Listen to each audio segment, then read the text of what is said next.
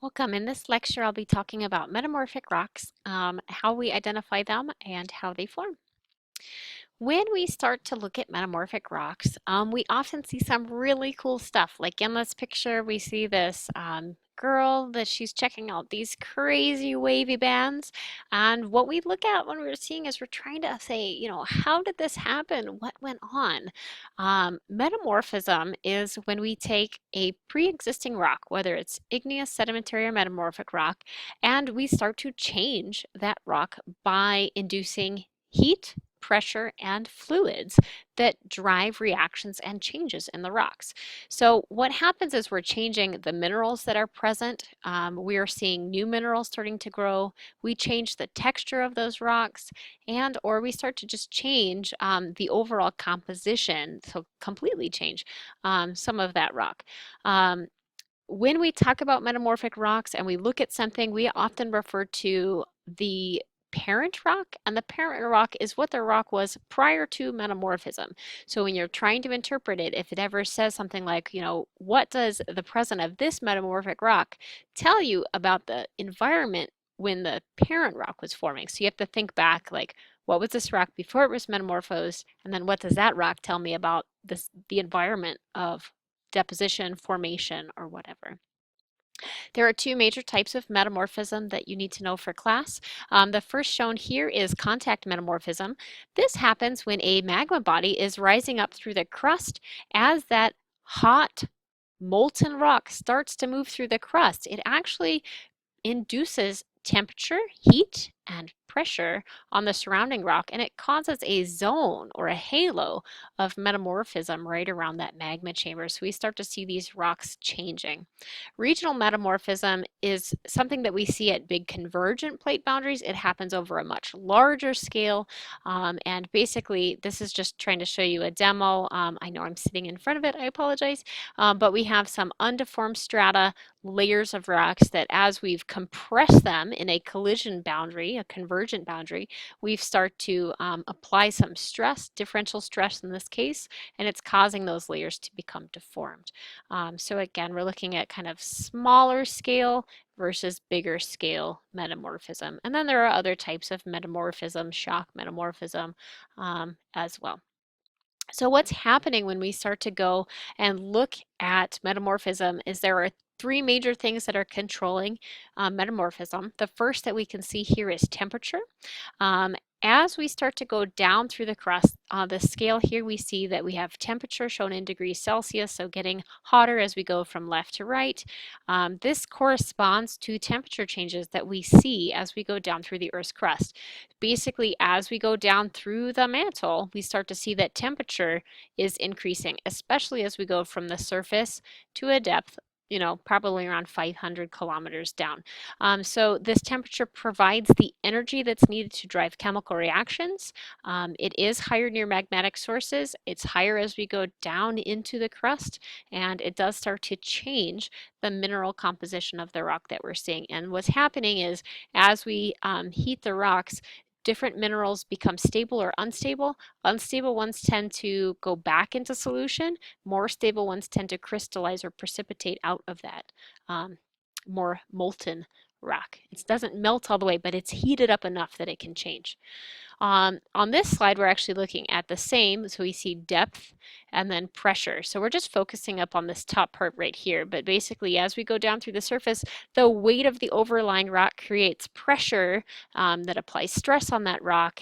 That applied stress force starts to alter the texture. So as we squeeze the rocks, we can start to see that the mineral grains start to align. We sometimes see foliation developing. And then it also, that pressure, again, plays a role in the stability of the mineral crystals, and it can lead to changes in the mineral composition of the rock. There are two types of pressure that you need to know.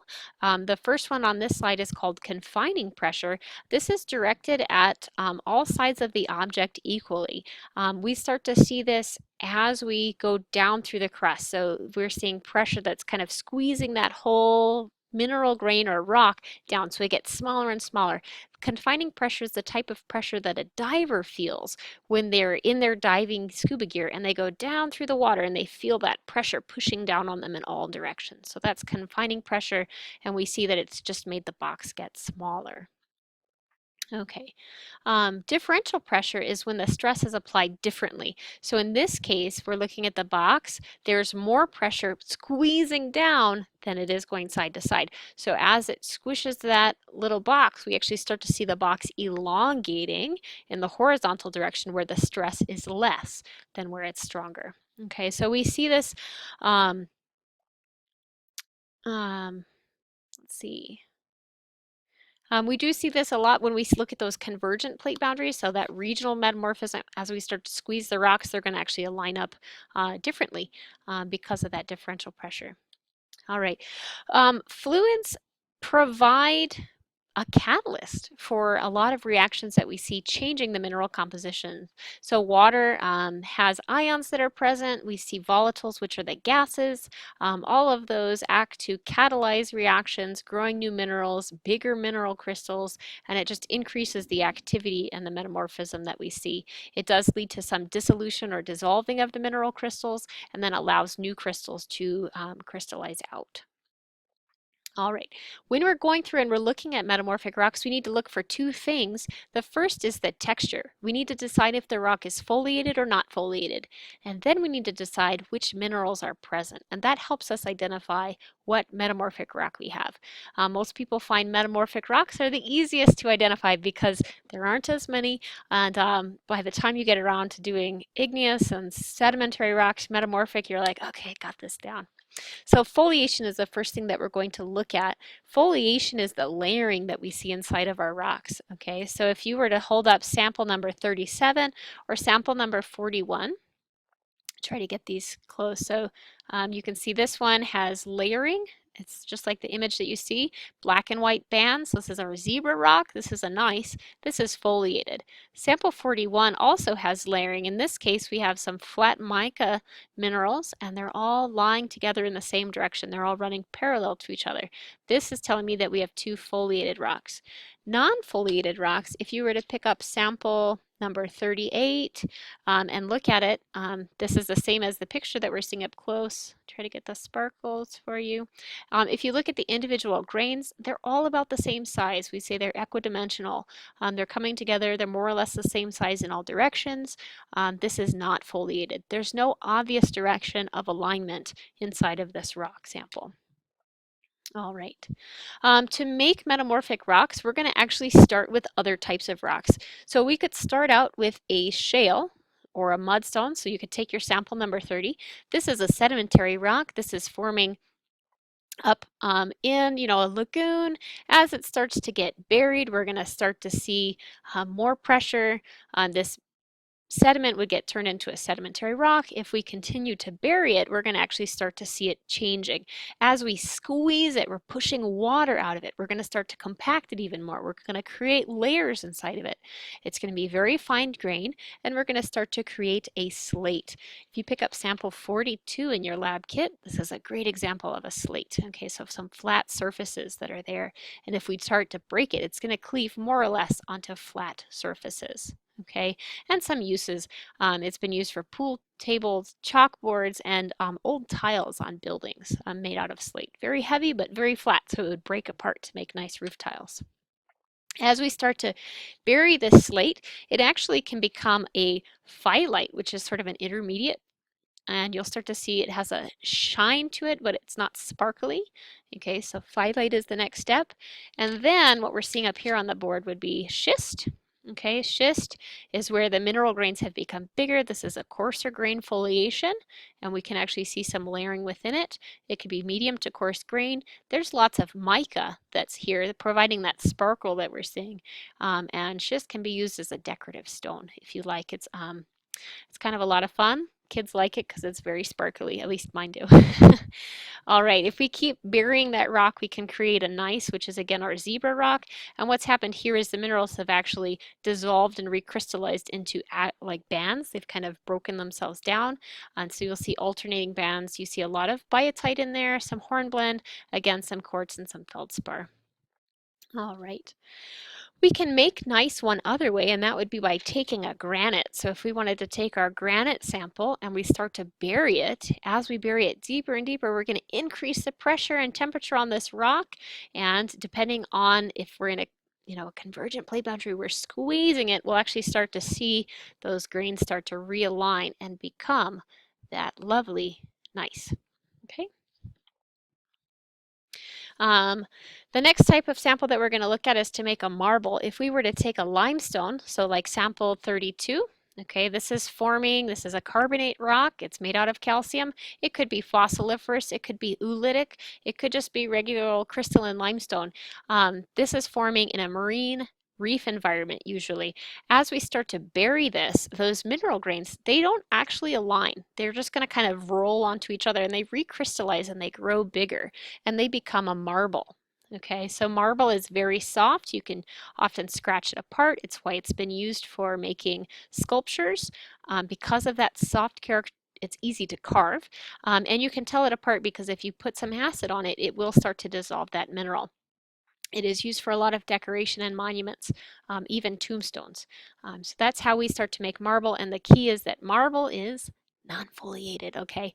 Again, even if you put it under pressure, the grains, they're kind of round, equidimensional. They just roll on each other. They don't create any sort of banding. We can also make quartzite, which is non-foliated. And to do that, we're going to start out with a sedimentary rock. So we have a quartz sandstone. Okay, so this is from your lab kit. As we start to bury this, increase the temperature and pressure. Again, we have grain sizes that are all about the same size. They don't tend to show any distinct alignment when we metamorphose them, and it starts to become quartzite. Okay, so a difference between this.